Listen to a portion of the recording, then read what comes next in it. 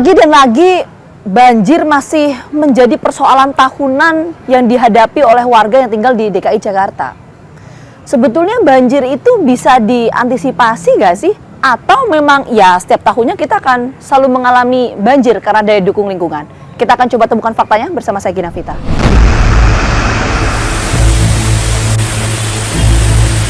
Banjir kembali melanda Jakarta di minggu kedua Oktober 2022. Sejumlah wilayah di bantaran Ciliwung terendam hingga 2 meter seiring dengan luapan sungai yang membelah kota Jakarta tersebut.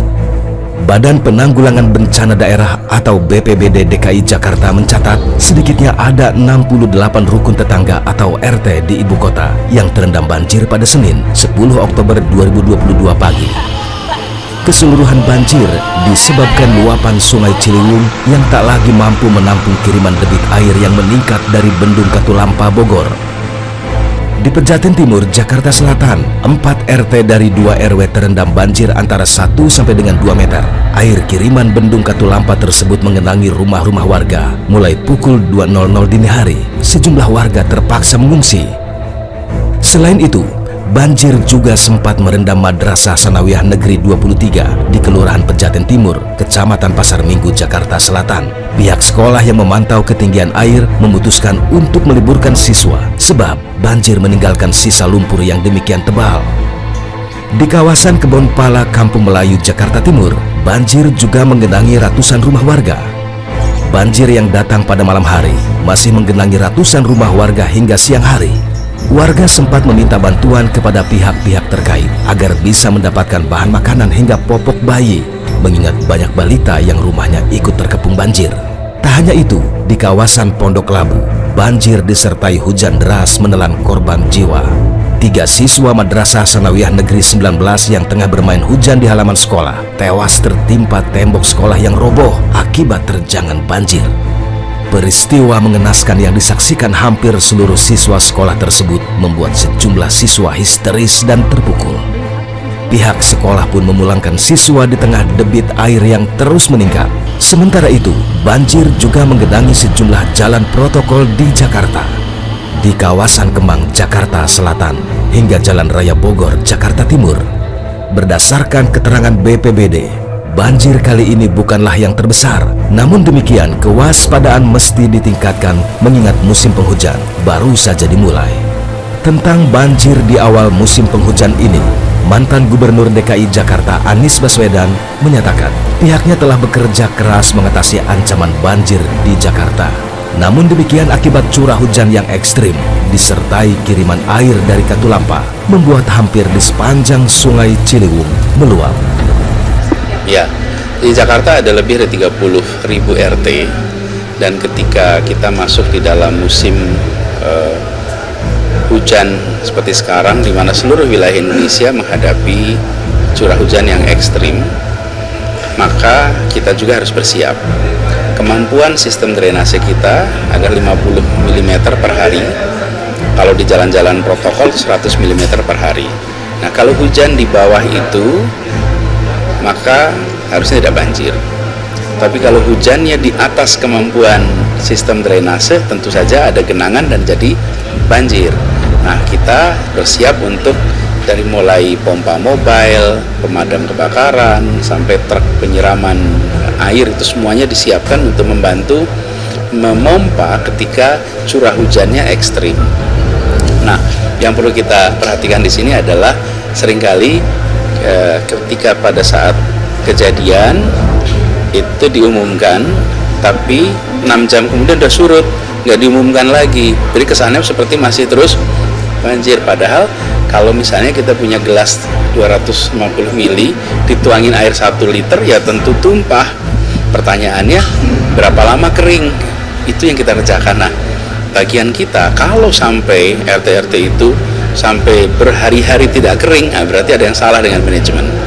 Tapi ketika hujannya ekstrim lalu terjadi genangan, terjadi banjir, ya memang kapasitas kita tidak mungkin bisa lebih dari itu. Tentu saja terjadi genangan, tapi cepat untuk dikeringkan. Lantas, benarkah curah hujan yang ekstrim menjadi penyebab utama banjir? Benarkah air cepat surut hingga warga tak perlu berlama-lama terkepung air? Benarkah kemampuan tanah di Jakarta dalam menyerap air semakin menurun? Tim Fakta pun mendatangi salah satu wilayah warga yang menjadi langganan banjir setiap tahunnya. Di tempat saya berdiri ini, di wilayah Kebonpala, Jatinegara, Jakarta Timur. Permisi Bu. Iya. Ini kemarin sempat banjir, bahkan ketinggiannya ini mencapai 1,5 meter. Kita akan coba menelusuri masih ada atau tidak titik-titik di daerah ini yang masih tergenang banjir. Kita akan coba temukan faktanya. Di wilayah ini, banjir datang berulang kali sepanjang minggu kedua bulan Oktober 2022. Sejak Senin 10 Oktober hingga Kamis 13 Oktober 2022. Di sini masih ada yang banjir Bu? Belakang banjir. Tadi sini sini banjir. Oh ini sekarang udah kering ya? Kering, Yang ya. masih banjir Bu? Di kali ya. Di pinggir kali. Masih jauh dari sini Bu? Dari sini jalan ke belok bisa ada itu. Masih tinggi airnya? Iya, masih di rumah belakangan deh. Oke, kita nanti ke sana Bu. Oke, makasih ya Bu ya. Warga di wilayah ini cukup terbiasa menghadapi banjir akibat luapan Sungai Ciliwung. Sebab terkadang, meski di wilayah mereka hujan tidak turun, Sungai Ciliwung bisa meluap sewaktu-waktu. Semua bergantung pada kiriman air dari Bendung Katulampa. Maka tak heran, warga pun membuat alat ukur kedalaman air sendiri. Alat pengukur ini menjadi salah satu petunjuk bagi warga dalam menentukan pilihan mengungsi atau tetap bertahan di rumah masing-masing. Posisinya pagi. Iya. Saya ke sana dulu Bu ya. Terima kasih banyak ya Bu. Banyak kita tuh di bawah tuh. Ini masih bersih. Permisi Pak. Wah, maaf saya jadi lewat Pak. Permisi ya. Pak, tadi banjir ya Pak di sini Pak? Banjir. Oh kalau sempat tinggi banget dong berarti ya? 1 meter kurang lebih Pak, jadi tinggi 1 meter tuh dari kapan itu? dari hari Senin. Dari hari Senin? Hari Senin, Pak. Senin minggu lalu Iya. atau Senin kemarin? Senin kemarin. Oh Senin kemarin. Terus surutnya baru hari ini atau gimana? Ya, surut. Kalau di sini tergantung dari hulu Katulampa, Mbak. Oh. Itu kiriman ini kan. Tapi 1 meter itu dari Senin sampai sekarang atau memang variasi tingginya? Tergantung ketinggian sih debit airnya. Tapi biasanya itu berapa lama sih Pak? Dari misalnya Katulampa itu tinggi terus sampai Tergantung debit Terkirim ke hujan. sini. Hujan. Kalau di sini kan istilahnya kan kalau hujan Jakarta aja kan nggak berpengaruh. Ini kan kiriman dari Bogor, Mbak, dari Katulampa. kalau tadi kan banjir dari hari Senin sampai sekarang. Sampai sekarang itu kan berarti hari Kamis ya ini ya? Ya. Itu berarti surutnya 4 hari dong? Hari ini surut, termalam kiriman lagi. Oh. Jam 2 pagi, terus jam 3 baru sampai lagi Jakarta. Itu kondisi surut terus nanti malam naik lagi itu memang udah dari lama atau Ya 5 baru-baru tahun ini? sekali, Mbak. Paling 5 tahun sekali paling gede. Terima kasih banyak ya, Ya, Pak. sama-sama. Kita coba lihat ke sana pemirsa. Ini memang bisa dikatakan pemukiman warga yang ada di sini lokasinya sangat berdekatan.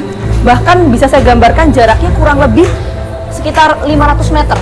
Atau bahkan ada rumah warga yang langsung berhadapan dengan aliran sungai Ciliwung. Ini, Anda bisa bayangkan, tadi saja yang warga sempat saya wawancarai, rumahnya itu jaraknya kurang lebih 600 meter lebih lah ya. Itu aja tinggi 1 meter. Anda bisa bayangkan ketika pemukiman warga atau rumah warga ini lokasinya sangat dekat dengan Kali Ciliwung.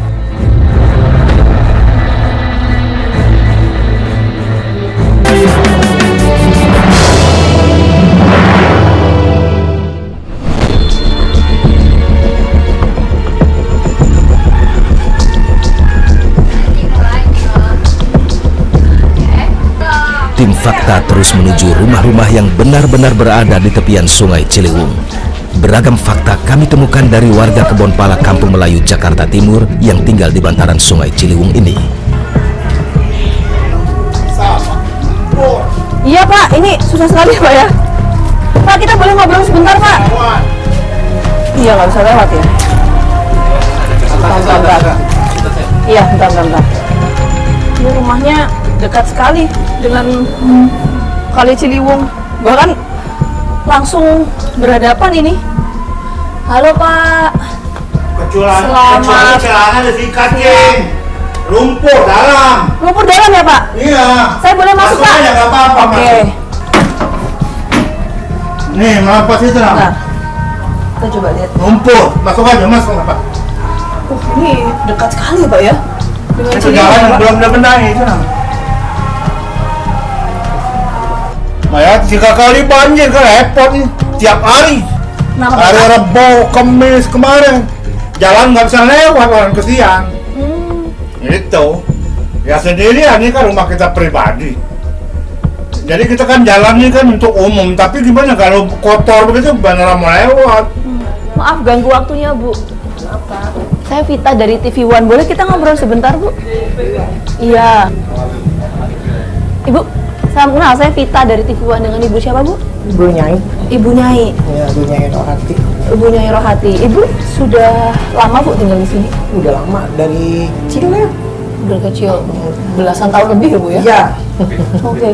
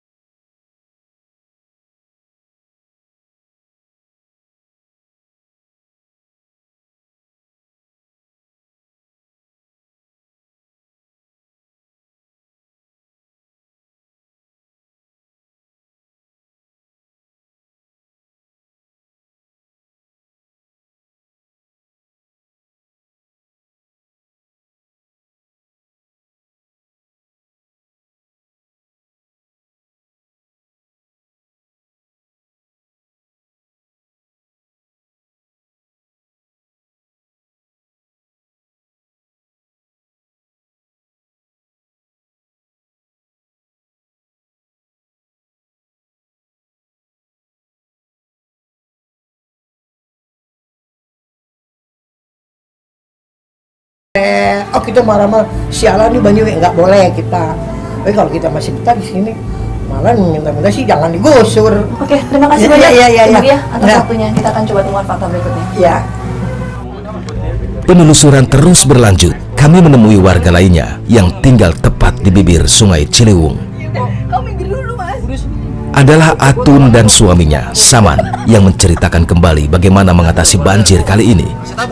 Selain itu, Ibu Atun dan suaminya juga bercerita tentang status kepemilikan rumah, pembayaran pajak, hingga harapan-harapannya.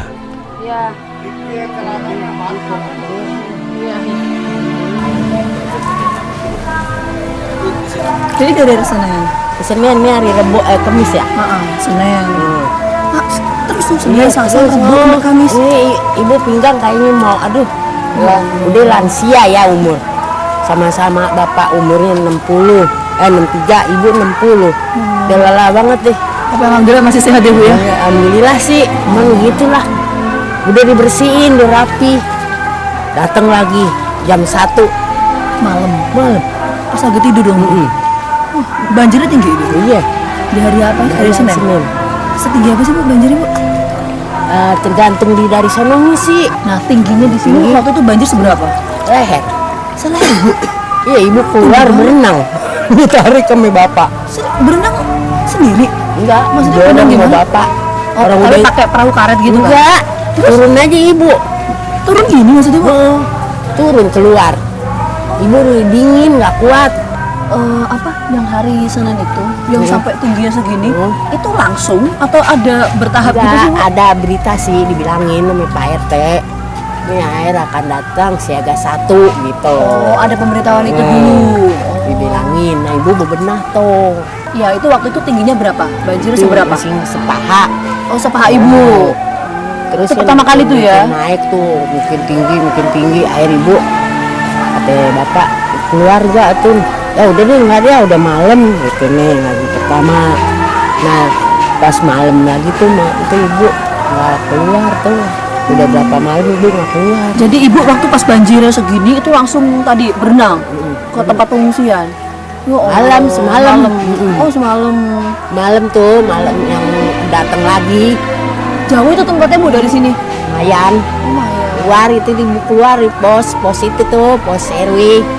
Nah Bu, itu tuh banjir kayak gini udah lama Bu? Iya dari kecil ibu di sini. Ibu dari kecil tinggal di sini, emang udah banjir. Dan dulu banjir bu, keluarga gak kaget lah. Terus kalau misalnya pas banjir gitu Bu, itu ini yang kemarin paling tinggi atau gimana? Kalau paling tinggi yang siaga 1 udah rumah ke bawah. Itu pernah? Oh, pernah. Kapan itu? Lagi tahun 2000 berapa ya? 2000 bu udah lupa sih ya. Tapi kalau 5 tahun terakhir ini nggak sampai setinggi itu ya? Enggak kesiniin mah. Paling setingginya segitu tuh. Nah Bu, tapi surutnya cepet apa lama itu? Cepet sih. Oh cepet. Berapa lama biasanya kalau? Dan sehari. Oh sehari. Malaman nih. Mm-mm. Malam ntar jam bangsa jam 12 surut gitu. Jam 12 Bersih-bersih itu deh. 12 siang ya? Oh jadi kalau malam banjir, jam 12 siang surut. Ibu tuh bisa tinggal di sini pertama kali gimana sih ceritanya Bu? Ceritanya gimana? Saya ikutin pertama ibu. kali bisa tinggal di sini. Ikutin orang tua saya. Orang tua saya tuh sekarang udah nggak ada, bapak nggak ada, emak nggak ada. Jadi ini rumah ketinggalan orang tua. Surat rumah ada Bu? Surat rumah nggak nganyut. Ini surat nikah saya mah nganyut. Oh, jadi semua surat-surat habis ya Bu ya? Jadi Ibu setiap tahunnya bayar pajak nggak sih Bu? Bayar. Bayar? Ada nih surat nih. Berarti rumah ini legal ya Bu ya sebetulnya Bu ya? Nggak Maksudnya juga sih. boleh juga ya tinggal di sini gitu loh? Boleh, tetap bayar kan pajak. ada yang punya. Heeh. Orang sudah meninggal, dijual, dibeli sama orang tua saya gitu. Oh Ibu ada suratnya nggak Bu? Enggak, Yang itu Ibu dia bayar pajak? anyut semua. Yang surat bayar pajak? Bayar pajak ada. Ada. Merah. Boleh saya lihat nggak sih Bu? Boleh. Boleh. Iya. Ya. Permisi ya Bu ya, saya masuk ya Bu. Iya boleh. Pak ambilin Pak. Permisi. Ini tas. Ya, Tas. ya. Bapak taruh Dah. di paku sih. Ini ya. Ini Bu. Iya. Nih. Ini habis ngungsi. Ngungsi. Pak, selama ini tuh nggak ada yang pemerintah datang ke sini sama sekali nggak pernah ya? Nggak ada bu. Nggak ada. Nawarin buat pindah gitu? Nggak ada. Ini dulu. Tuh dulu PBB. Apaan sih ini PBB ya namanya? Iya, coba saya lihat Bu. Bentar. Ini, coba saya cek dulu ya. Bukti pembayaran SPPT ya. Ini atas nama Saman. Saman Iya. itu Bapak ya? Bapak. Oh iya, oke. Jadi udah sering banjir ya Pak ya sini Pak ya? Wah, ada kawakan bu. Udah Kawakan. kawakan. Betul menurun. Nurun-menurun. Tapi kalau misalnya apa ditawarin untuk pindah terus kerjaan itu tetap ada lah. Mau Pak itu? Kalau kerja di sini juga sih enak Masih mau. Jauhan kan kita kan Jauh. orang balik Jauh. ngomong negeri. Bapak, mohon maaf ya Pak ya. Untuk penghasilan tuh berapa Pak biasanya per bulan? Saya sebulan 25 bu. 25.000. Sebulan. Itu 1 bulan? Iya. Cukup nggak buat kebutuhan sehari-hari itu? Ya dikatain nggak cukup, nggak Nggak cukup lah. cukupin Bu. Cukupin aja udah lah. Cukupin aja lah kita Nah, gimana. kadang-kadang ibu Nggak bisa ngeluh, yang penting ada Ada. masukan. masukan, Jadi- kadang-kadang ibu kadang-kadang suka Kan dulu nggak ngeluh. boleh, Dulu nggak boleh sama Apa Allah. dulu Bu sebenarnya? Dulu nggak boleh, apa adanya, terimain aja. Oh, jadi mau pindah asalkan pekerjaan itu dijamin ya Pak ya. Iya. Jadinya Kalau mau dari di jam sih mau aja. mau aja.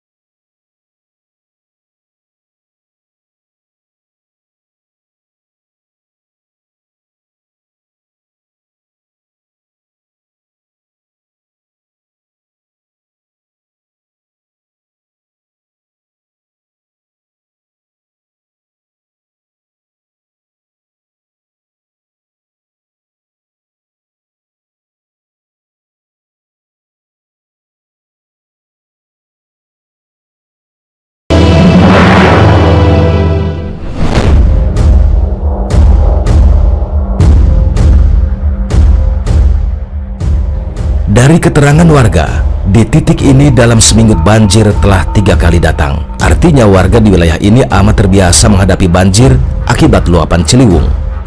Lalu adakah solusi bagi mereka? Mungkinkah banjir tak lagi menjadi ancaman di masa mendatang? Bagaimana pula dengan gagasan normalisasi maupun naturalisasi sungai yang digagas baik pemerintah pusat maupun pemerintah DKI Jakarta? Namun demikian, menurut mantan Wakil Gubernur DKI Jakarta, yang harus diperhatikan adalah kecepatan air surut hingga warga tidak perlu berlama-lama terkepung banjir. Ya memang banjir belakangan ini terjadi karena intensitas hujan yang tinggi. Sebagai ramalan dari BMKG sangat ekstrim, intensitas tidak seperti biasanya ya.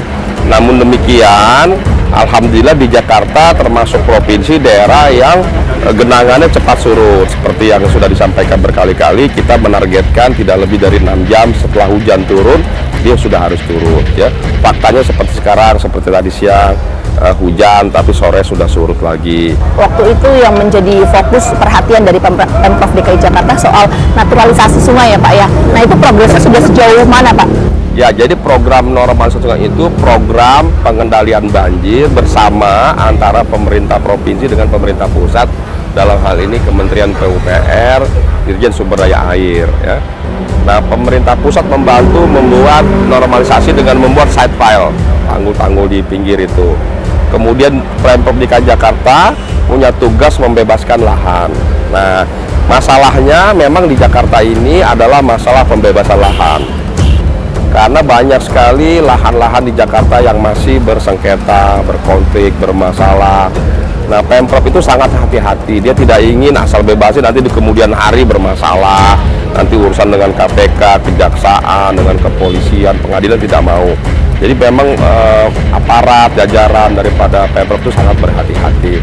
Sebelumnya memang kita selain melakukan upaya pembebasan lahan untuk normalisasi, kita juga ada program yang namanya naturalisasi, itu juga kita upayakan.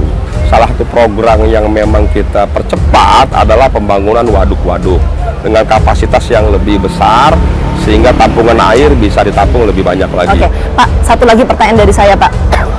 Kita tahu bahwa ada sejumlah pihak, Pak, yang memiliki perspektif bahwa masalah banjir di DKI Jakarta yang setiap tahunnya terus kita alami itu kan karena misalnya ruang terbuka hijau, daerah resapan yang memang ini tidak sesuai dengan aturan yang ada, harusnya kan 30% kalau di undang-undangnya. Ruang terbuka hijau di Jakarta itu sudah 9,5%. Jadi pembebasan lahan seperti taman, hutan kota, terus kemudian tempat pemakaman juga, ruang-ruang publik yang kita bangun. Sama tadi masalahnya cuma dua. Apa itu? Pertama, keterbatasan lahan. Kedua, harga yang mahal. Ketiga, memang ya tanah yang masih bermasalah. Dan tentu juga kita ada keterbatasan dana. Sekalipun tadi sering saya sampaikan DKI Jakarta itu memiliki anggaran yang besar, tapi tetap saja tidak bisa diselesaikan dalam 5 tahun. Seperti dibangunnya Rusunawa, ya, kemudian Rusunawi DP 0%, itu kan juga dengan secara tidak langsung itu bangunan vertikal itu memberi ruang terbuka hijaunya semakin besar, semakin luas.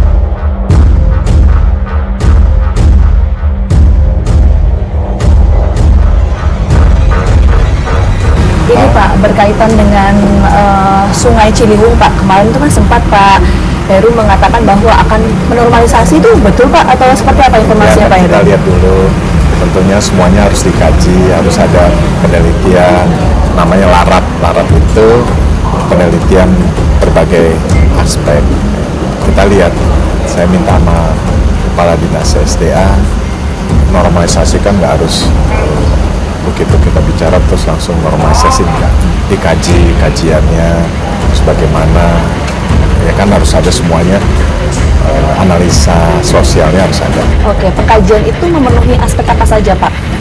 Ya banyak, mungkin tempat tinggal, warganya bagaimana, gitu. Semua aspek kita bahas. Iya. Mudah-mudahan ini tidak menjadi beban semua lah. Tapi yang terpenting adalah saya normalisasi, yang intinya lebih dulu dilakukan adalah untuk sodetan, itu yang paling mudah.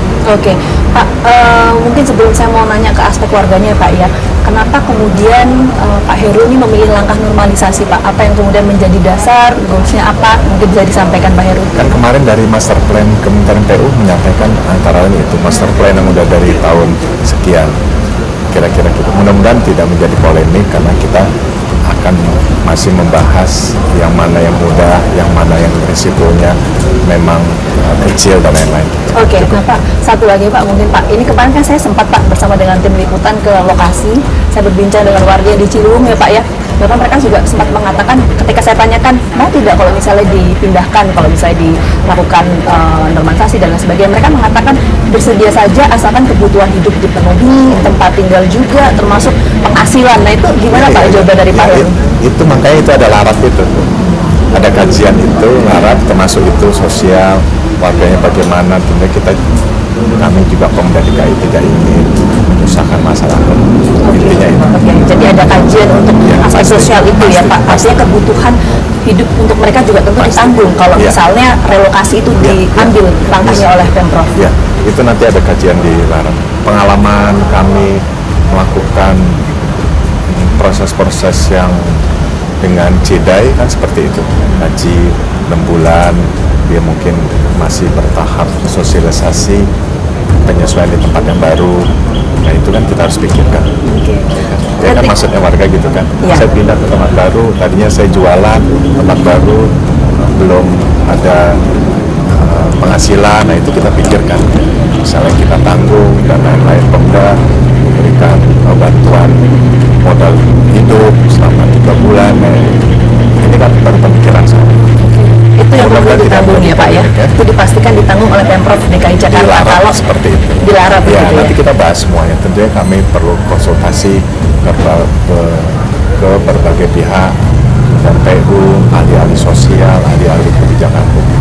Oke Pak, komunikasi dengan warga itu rencananya akan dilakukan kapan Pak? Untuk peninjauan aspek-aspek itu? Ya, sebelum meninjau kan nanti resah segala macam kita lihat dulu aspek yang tadi Pak.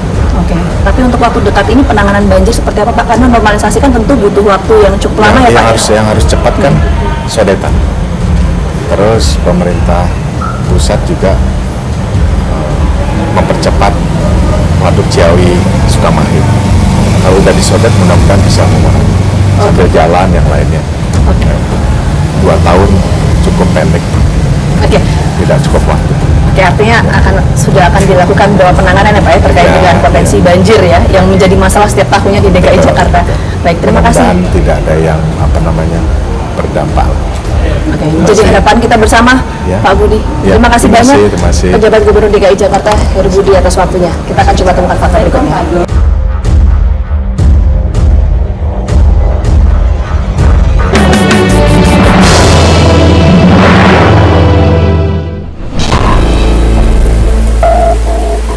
Mengatasi masalah banjir di DKI Jakarta bukan persoalan mudah. Sebab selain dibutuhkan anggaran yang cukup besar, master plan yang tepat, juga dibutuhkan kerjasama antara pemerintah pusat dan daerah. Sayangnya, belakangan kolaborasi ini sempat menghilang. Demikian penuturan Yayat Supriyatna. Selain itu, Yayat juga amat mencermati bahwa master plan yang disusun tahun 1973 dan hingga saat ini masih menjadi dasar pemikiran sudah tidak tepat lagi, mengingat kondisi alam yang sudah berubah, ditambah perubahan iklim yang semakin terasa. Setiap tahunnya ini khusus untuk yang tinggal di wilayah DKI Jakarta ya Pak ya? Iya. Oh, setiap tahun itu terus mengalami banjir. Ini memang suatu hal yang ya harus kita hadapi setiap tahunnya, atau memang ini sebetulnya bisa saja sih Pak ditanggulangi sehingga nggak terjadi banjir lagi? Ya, harusnya orang Jakarta udah tahu kan, ini ibaratnya kalau cerita banjir tuh kayak CLBK, cucian lama belum kering ya. Terus menerus, secara geografis kita tahu letak kita yang di hilir paling bawah dalam konteks daerah aliran sungai ada 13 sungai, dan dalam riwayatnya pun dikatakan Jakarta itu adalah dataran banjir. Nah, konteksnya wilayah dataran banjir tiba-tiba jadi kota. Sebetulnya akar masalah itu sederhana aja, ada konflik ruang namanya. Tata ruang buat manusia sama tata ruang buat air. Jadi tata ruang dan tata air. Nah, itu perbandingannya gimana tuh Pak? Persentasenya? Oh, dulu karena kita wilayah hilir, wilayah muara-muara sungai besar, itu terus terang aja Jakarta tuh didominasi oleh rumah air, rawa buaya, rawa sari, rawa itu banyak rawa-rawa. Karena itu merupakan wilayah limpasan dari daerah tangkapan sungainya itu. Nah, yang menjadi masalah yang terjadi sekarang adalah ketika rumah-rumah air itu hilang, dijadi dengan rumah manusia, diuruk, ditimbun, kemudian otomatis dia akan menjadi persoalan. Ketika bentang alamnya berubah, curahan makin tinggi, itu kan akan membuatkan persoalan air yang tidak terkendali. Nah, otomatis ketika semua berubah jadi yang alam menjadi buatan, seperti contoh perkerasan di aspal itu, run off airnya makin tinggi. Air yang jatuh tidak teresap, bus. Jadi makin lama makin tinggi. Sementara kemampuan sistem drainase kita kan terbatas. Pertanyaan lebih lanjut adalah, kalau situasi seperti ini, apakah kita akan pasrah ketika orang mengatakan, oh hujan ekstrim? Tapi untuk kecepatan surutnya itu seperti apa? Ini menjadi pertanyaan. Cepat atau lambatnya surut itu kinerja mengukurnya itu kepada bagaimana sistem itu mampu mengatasi masalah. Ada upaya penanganan dari peristiwa di tahun 2013 itu, ketika 2014, 2015, 2016 itu mulailah upaya pembenahan di sekitar Kampung Pulo itu ya, dengan dinormalisasi. Nah, peristiwa ini kan ibaratnya puncak hujan yang menyebabkan banjir itu terjadi dalam skala besar. Untuk fokus di wilayah DKI Jakarta ini seperti apa sih Pak, kalau Pak Yayat melihat mulai dari penanganan hingga pengendalian banjir yang sudah dilakukannya? Pertama begini, 5 tahun terakhir kalau kita lihat apa yang dilakukan, memang targetnya itu misalnya apa yang dilakukan sekarang ini kan, memang upaya untuk menata ekosistem atau mekanisme dari master plan itu belum sepenuhnya dijalankan karena pendekatannya dirubah. Misalnya contoh kita melihat sumber resapan yang kemarin menimbulkan pro dan kontra di masyarakat. Memang ada bagusnya, pilihan-pilihan yang dilakukan harusnya menunjukkan performa kinerjanya. Misalnya contoh sumber resapan, efektif enggak untuk menghilangkan banjir? Itu kan menjadi perdebatan. sumber resapan itu untuk menambah jumlah volume air tanahnya atau untuk menanggulangi masalah banjirnya. Karena ada perbedaan pendapat juga bahwa sumber resapan untuk Jakarta sebagian besar itu tidak efektif. Karena apa? Karena kondisi tanahnya sudah jenuh air. Jadi ibaratnya upaya ini pun harusnya dievaluasi kembali. Karena apa?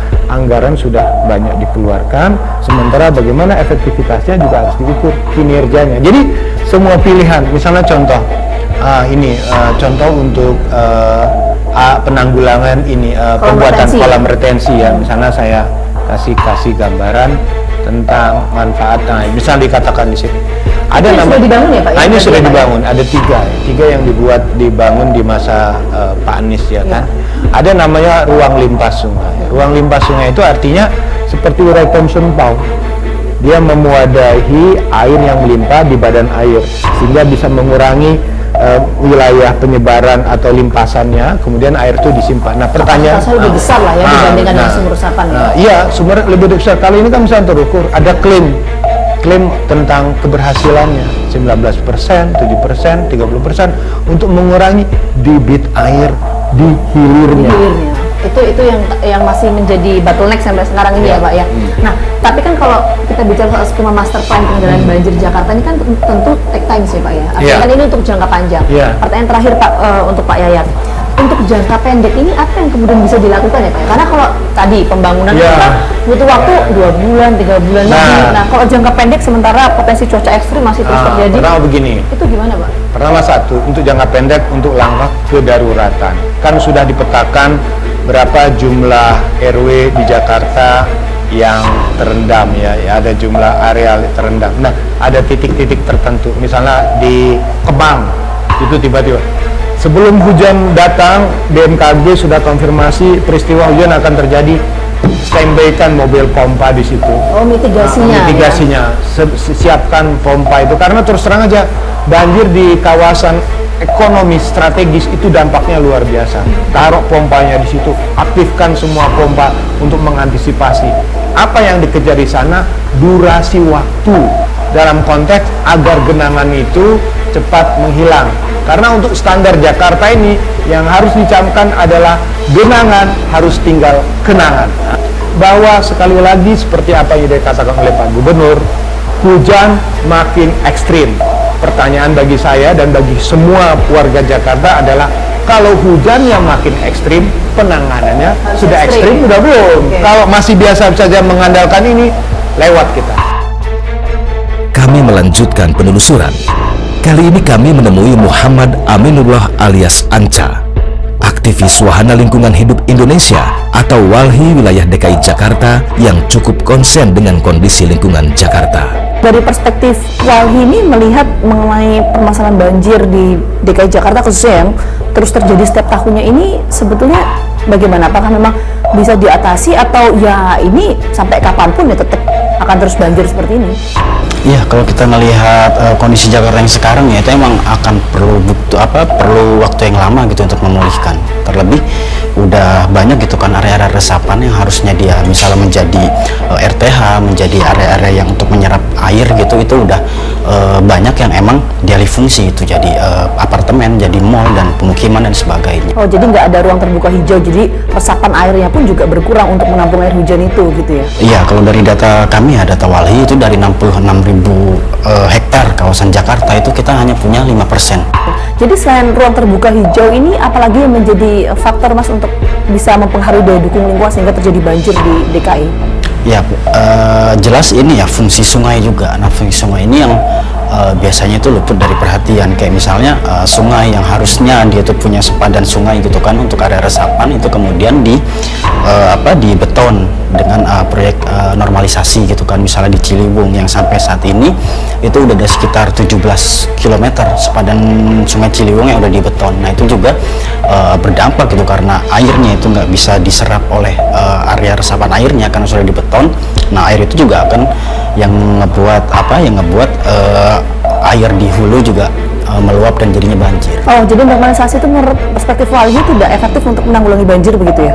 Tidak efektif, dia itu udah melanggar undang-undang tentang sungai gitu kan, dan dia juga mengesampingkan kultur di masyarakat. Masyarakat itu kan dia paham sungai, mereka itu udah hidup dengan sungai gitu kan, tapi mereka nggak digunakan, perspektif warga itu nggak digunakan oleh pemerintah ketika berniat untuk memulihkan sungai, khususnya Ciliwung kayak gitu kan. Makanya akhirnya jadilah betonisasi itu. Selain dia itu emang bertentangan itu kan dengan peraturannya, ya dari kultur masyarakat juga itu nggak sangat tidak masuk akal. Jadi ada beberapa fakta yang berhasil kami kumpulkan di lapangan. Pengamat tata kota menyatakan bahwa permasalahan banjir yang setiap tahunnya terus kita hadapi, khususnya bagi warga yang tinggal di wilayah DKI Jakarta, ini dikarenakan menipisnya atau berkurangnya ruang terbuka hijau di wilayah DKI Jakarta serta cuaca ekstrim yang melanda ibu kota. Selain itu kami juga menemukan di lapangan masih ada masyarakat yang tinggal di bantaran sungai. Jadi Anda bisa bayangkan ketika cuaca ekstrim dan debit air sungai kemudian meningkat bisa merendam pemukiman warga. Jadi saat ini warga menantikan solusi yang tepat bagi permasalahan yang selalu mereka hadapi setiap tahunnya. Saksikan terus Fakta setiap hari Senin pukul 8 malam hanya di TV